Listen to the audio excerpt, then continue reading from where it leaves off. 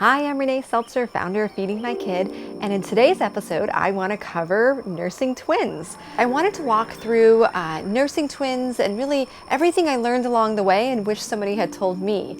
So let's get started. If you are an underproducer and you're worried your kid's not getting enough, if your kids seem satisfied and they're on the growth curve and they're not really crying, or seeming upset after they're done nursing, then let me tell you, they're probably getting just enough. They're getting enough milk that they're content. So if your kid, if your baby is really kind of crying and fussy after you feed them, then definitely call a lactation consultant, call your pediatrician, and really work through a process to see what you can do to get more milk. I have a recipe for lactation cookies that I found to be really helpful. And I have all these different supplies in the description link below, including different kinds of teas and brewer's yeast and all this, and Ovaltine, all these little things that you could put, that you could ingest that could help you with milk production. And then one of the things too is just make sure you're drinking a ton of water. I often actually felt like I was being waterboarded by how much water I was drinking when I was nursing. I think I was drinking at least 20 cups a day to 30, and it was a tremendous amount of water because until I got pregnant, I didn't realize I was always dehydrated. I'm just not a person who's naturally thirsty. And so it was really hard for me to drink all that fluid. But when the days that I, didn't drink that much, it really showed in how much milk I would pump. So that was always like a really good indicator. I could always see what the fruits of my labor were. Okay, so let's say you are a underproducer. We talked about all the things that you could take, the supplements that are going to be in the description. The more that you could stimulate. One thing that's really important if you're an underproducer is that you are always emptying your breasts. So that means that when the baby's feeding them, you want to make sure you can feel around if it's still hard and lumpy, but you want to make sure that the baby's taking all the milk from the breasts. And then you could also pump out the rest or wait an hour and pump again. What you want to do is really stimulate that and keep telling your body, especially early on, that if you're not emptying your breast, your body starts to figure out, hey, I don't need to make as much, right? I only need to make as much as the baby is taking, or the babies. So, it's really, really important that you empty your breasts. If you're going to, and this is something else while we're talking about it, there's a difference of foremilk and hindmilk. Foremilk is the front milk, and hindmilk is the back milk. So after you've nursed for a while, then the hindmilk comes in. The foremilk is actually mostly water. It has like a light little tint to it, and it's really to hydrate your baby, right? So if anything happens, your body knows hydrate the baby. The hind milk, and there's obviously some calories in there. The hind milk is where like all the fat is, and all the really good stuff. So you do want to make sure that you don't nurse on one side of your breast and then start nursing the other side without emptying this side. One, for milk production, for volume, to make sure that you're making enough, and two, you really want to make sure that you're giving that baby enough of the hind milk. So you wouldn't want to start with baby A, feed them off this breast, and then have them feed off this breast. And then, then you put baby B on, that gets the second half of this, because baby B is going to get all the fat and baby A is just going to get all the fluid. There's still fluid in this one, but baby B is going to end up with like all the really good stuff, and baby A isn't going to end up with that much. So you want to really make sure that you're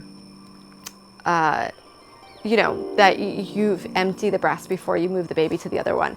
Something else to think of, some babies will start to prefer one side over the other, and it might be how strong their cheeks and sucking and just the formation in their mouth. So it's really important that you're constantly rotating breasts, and you don't put one baby on one breast and one on the other. They suck differently.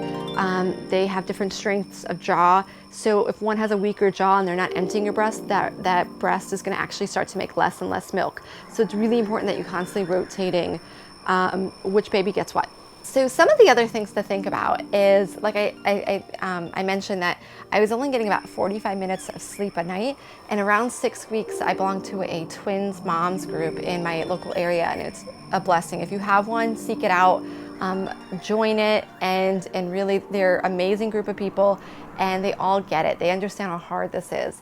So one of them recommended a night nanny for me. Never heard of a night nanny before that moment. I called her on the phone. We spoke for a while.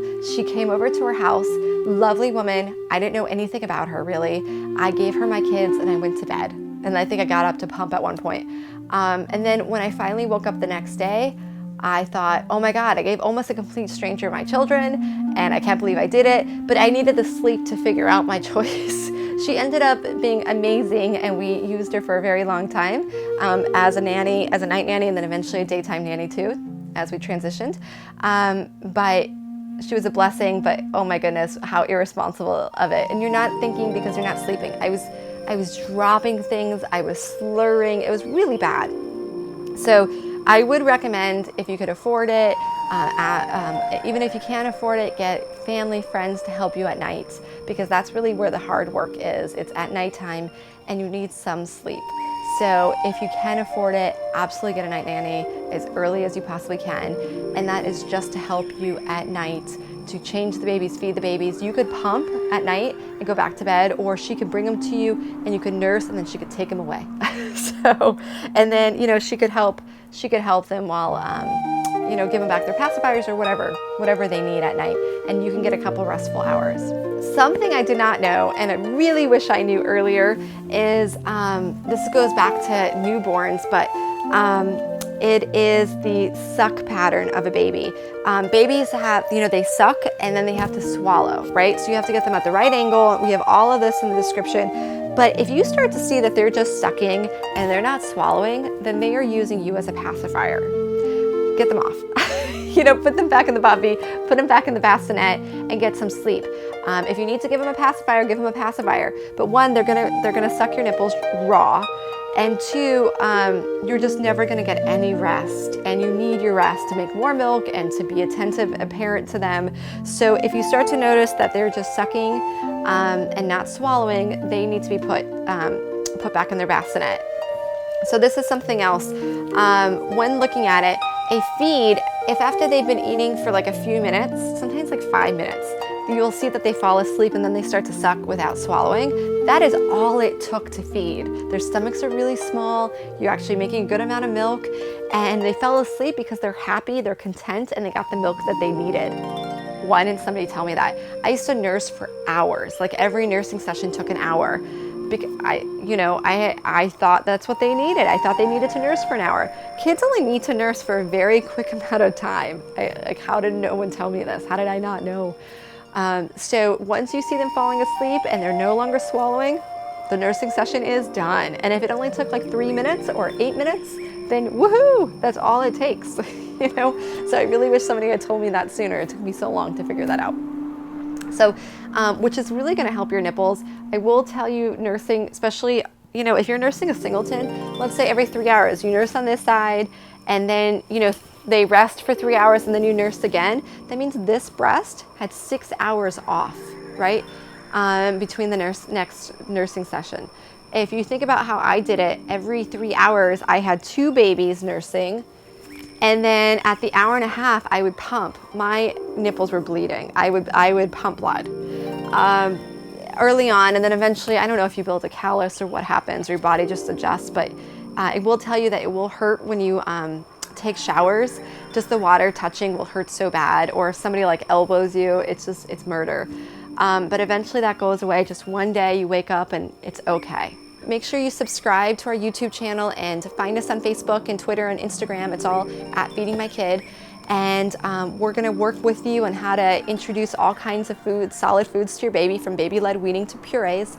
And then what we're also gonna do is really focus on how to get your kids to eat more vegetables, and really how to be a healthy lifelong eater. So make sure you stay tuned to all of that. And we look forward to meeting you. And if you have any questions, go ahead and ask them in the description below the video.